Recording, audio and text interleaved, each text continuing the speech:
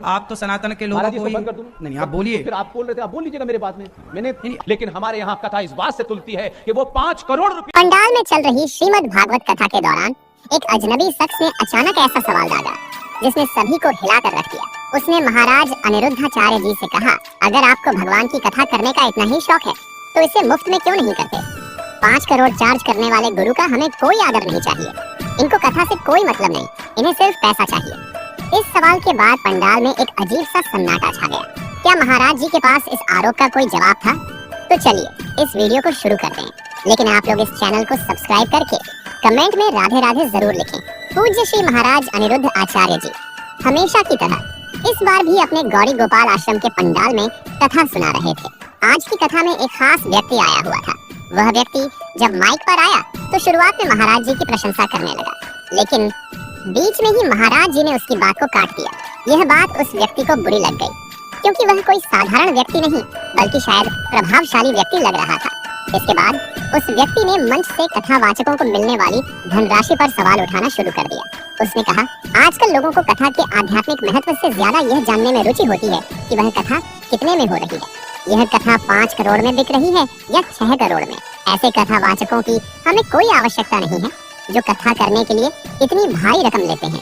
उस व्यक्ति का यह बयान सुनकर पंडाल में एक अजीब सा माहौल बन गया। महाराज जी ने तुरंत हस्तक्षेप करते हुए उससे पूछा, आप यह बात किसके लिए कह रहे हैं? नाम बताइए, ताकि पंडाल में बैठे लोग गलत फहमी में न पड़े। इस पर वह व्यक्ति बोला, मुझे किसी से कोई मतलब नहीं है, चाहे कोई 5 करोड़ ले या 10 करोड़। महाराज जी ने बड़े सधे हुए शब्दों में जवाब दिया, आपने अपनी बातों से सबको टारगेट कर लिया है। अब यह बताना जरूरी है कि आप किसके बारे में बोल रहे हैं, वरना यहाँ बैठे लोग हमेशा के लिए उलझन में रह जाएंगे। लेकिन वह व्यक्ति अपनी बात पर अड़ा रहा और कहने लगा, मुझे अपनी बात पूरी करने दीजिए, मैं अपनी बात खुद स्पष्ट कर दूंगा। इस पर महाराज जी ने कहा, आपको बिना प्रमाण और तथ्य के ऐसी बातें नहीं करनी चाहिए। आप पहले भी झूठे आरोप लगा चुके हैं। यदि आप कथावाचकों को सुनते ही नहीं हैं, तो उनके बारे में ऐसे बयान देने का अधिकार आपको नहीं है। कृपया शांत रहें और माइक रख दीजिए।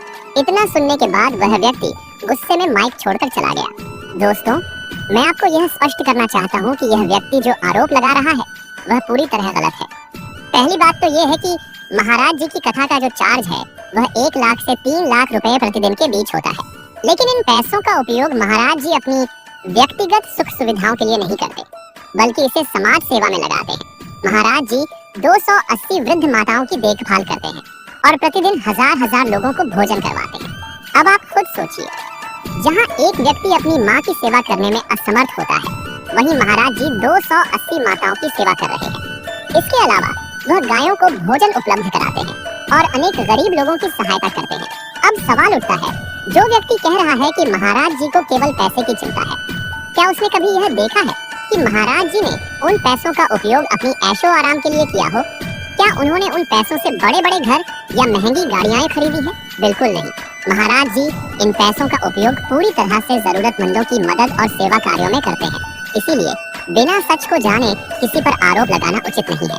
महाराज जी का जीवन समाज के लिए एक उदाहरण है और हमें ऐसे लोगों का सम्मान करना चाहिए जो अपना जीवन दूसरों की भलाई में लगाते हैं। अगर आपको यह वीडियो थोड़ा सा भी अच्छा लगा हो तो वीडियो को लाइक करके चैनल को सब्सक्राइब जरूर कर लीजिएगा। राधे राधे।